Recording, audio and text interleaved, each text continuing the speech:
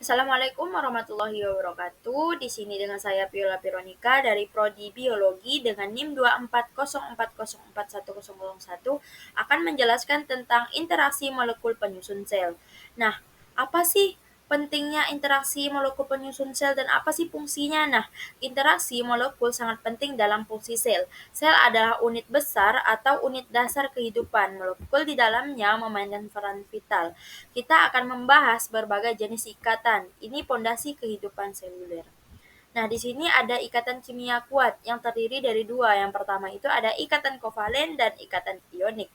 Nah, ikatan kovalen terbentuk melalui sharing elektron. Contohnya dalam molekul air H2O, juga dalam DNA dan protein. Ada perbedaan antara ikatan kovalen polar dan non-polar. Dan yang kedua adalah ikatan ionik terbentuk melalui transfer elektron. Contohnya itu dalam garam atau bisa kita sebut dengan NaCl.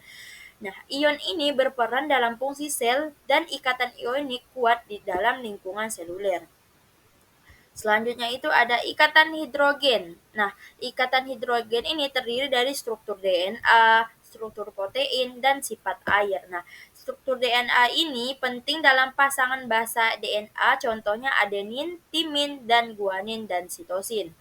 Nah, kedua itu ada struktur protein. Ini tuh mendukung struktur sekunder dan tersier protein. Penting dalam melipat protein. Dan yang ketiga itu ada sifat air. Nah, sifat air ini menjelaskan sifat unik air seperti pelarut kehidupan dan stabilisasi membran sel.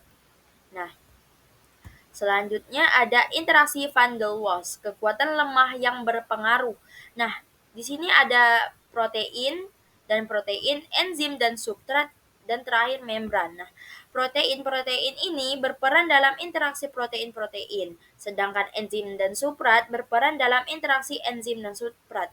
Membran sel itu berperan sebagai menstabilkan membran sel. Nah, interaksi van der Waals ini meliputi dipol-dipol dan gaya dispersi London. Contohnya interaksi lipid pada membran sel, gaya London menstabilkan membran. Nah, selanjutnya ada interaksi hidropik, yaitu menghindari air menciptakan struktur. Yang pertama itu ada pelipatan protein. Pelipatan protein ini membentuk inti hidrofobik dalam protein. Yang kedua ada membran sel membentuk lipid bilayer pada membran sel. Dan yang ketiga itu ada protein membran, di mana interaksi protein membran dengan lipid. Nah, efek hidrofobik adalah cenderungan molekul nonpolar untuk mengelompokkan asam amino hidroponik membantu pelipatan protein. Energi bebas terkait efek hidrofobik per gugus metilen. Selanjutnya ada contoh spesifik interaksi molekul dalam sel. Yang pertama itu ada DNA, yang kedua ada protein, yang ketiga ada membran sel, dan keempat ada enzim. Nah, DNA ini ikatan hidrogen antara basa, interaksi hidrofobik antara basa, tulang belakang, gula fosfat terikat kovalen. Yang kedua itu ada ikatan ada protein, di mana ikatan peptida atau kovalen, ikatan hidrogen dalam struktur sekunder, interaksi van der Waals, dan hidrofobik. Nah, yang ketiga ada membran sel. Nah, ini tuh interaksi hidrofobik antar ekor lipid dan interaksi van der Waals, ikatan hidrogen dengan molekul air. Dan keempat itu ada interaksi enzim substrat melalui berbagai ikatan, yaitu ikatan hidrogen, ionik, hidrofobik, van der Waals.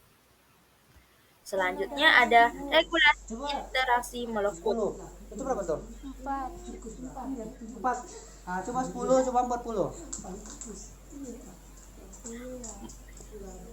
Kontrol dalam sistem biologis. Mana? Jarum. Di sini ada regulasi interaksi molekul, di mana di sini dipengaruhi oleh beberapa faktor. Yang pertama itu ada faktor lingkungan, enzim, ada modifikasi kovalen. Nah, sedangkan untuk faktor lingkungan itu dipengaruhi oleh suhu, pH, konsentrasi ion mempengaruhi interaksi. Untuk enzim, dia mempercepat atau memodulasi interaksi, dan modifikasi kovalen, fosforilasi, metilasi, meregulasi interaksi. Nah, perubahan pH mempengaruhi interaksi enzim 10. dan Itu substrat. berapa tuh? Protein kroporen 4. membantu Coba pelipatan 10 coba protein dan 40. mencegah agresi. Nah, selanjutnya ada kesimpulan. Nah, jadi kesimpulan pada presentasi kali ini adalah ringkasan ringkasan pada ikatan, yaitu terdiri dari ikatan kovalen, ionik, hidrogen, van der Waals, dan hidrofobik. Nah, pentingnya interaksi ini dalam proses untuk kehidupan seluler dan penunjang sebagai penelitian untuk masa depan dan memahami biologi seluler dan mengembangkan terapi baru. Sekian dari saya, kurang lebihnya mohon maaf. Saya akhiri. Wassalamualaikum warahmatullahi wabarakatuh.